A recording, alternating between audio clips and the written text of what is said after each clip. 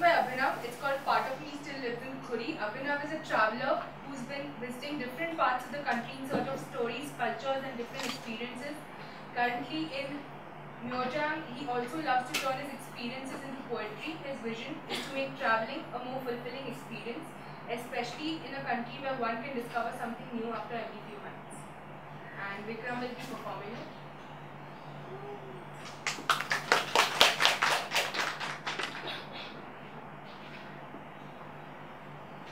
Save money. Okay, I know. No, listen to me carefully. Just try to save every single penny. That's all he told me at the end of our conversation, which started with me telling him about my dream of being a travel writer back in September 2012. My Rajasthan trip in December 2012 was one of the earlier instances when I tried to save as much as I could. Keeping my meals budgets to as little as possible took me to a roadside dhaba, where the dhaba cum tandoori guy felt offended that I could eat only 7 chapatis, even though I was actually full to the brim. I had to wait 3 different preparations and tadka raita as much as you can for a little more than $50. Where a 40 rupee bus ride instead of a 300 rupee taxi took me through the windmill farm as I chatted with the locals whose lives were synced with the timings of 6 buses that piled on that road. Then I landed on in the Khuri village, 45 kilometers from Jaisalmer. Since the sand desert safari seemed expensive, I opted to stay with Mr. Badal of Khuri village, who provided desert safari on a camel and 3 times meals for 600 rupees a day. In return for all that money, I landed at a village where everyone seemed relaxed, and a sense of tranquility gripped me the moment I stepped down the bus.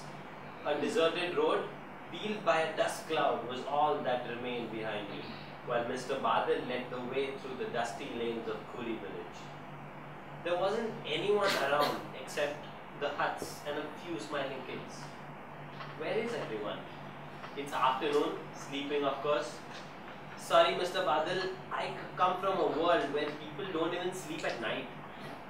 After a sumptuous meal sitting next to a cow and tea made from goat's milk, we set out to the desert safari. My camel guide, aka Lakshman, was also a Hindi teacher at the village school, telling me about his life oscillating between showing tourists his village and explaining his village kids about the world beyond. After a 4-hour camel ride, we reached the Khuri dunes, where a multicolored sunset waited for us. The rest of the evening was spent running across the sand dunes like a kid, letting the sand fill my boots, sometimes just sitting and watching the sun slowly hide behind the golden specks of sand with a neglected book in my hands, while the guide come my new friend set up the bonfire where we later cooked the dinner.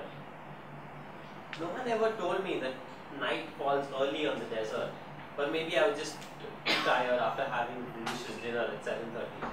But before I could realize, Lakshman was asleep while I sat huddled inside my quilt, staring into the darkness. It wasn't long before the sounds of our camel's anklets scared me, and I went to sleep with an eerie feeling that my day wasn't over yet. It wasn't, and I discovered that after waking up at 2 a.m. I was shivering in the cold desert wind, or was it the clear sky above me? I don't remember. All I remember was staring at a million twinkling stars above me while lying under the warm quilt. It seemed to be waving. Stars seemed to be falling down, and it seemed to me that I was hallucinating. I did hallucinate for the next 3.5 hours, watching hundreds of stars fall down, making a mental note in my mind about where they might have fallen down. Sometimes I made up my mind to get up and go in search of them. Sometimes I just raised my hand and tried to catch them in the palm, but I failed every time. Those tiny white bodies kept jumping from one part of the sky to the other for the rest of the night, while I kept pinching myself thinking it was just a dream. Until it was morning, and the rising sun told us to return. I did return from Khuri to the royal confines of Jaisalmer, but you can see that there's still a part of me. There's a part of me still there, smiling the smiles of contentment with the people of Khuri, lying in the dunes and trying to catch the falling stars, experiencing it all for a sum less than the other part of me wasted on another overhyped South Delhi eatery. That man was right. Save money while traveling.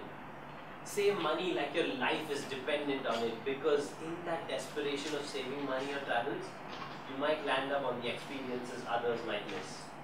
By the way, that night, I later came to know that luckily I witnessed the Gemini meteor shower under one of the clearest skies in India.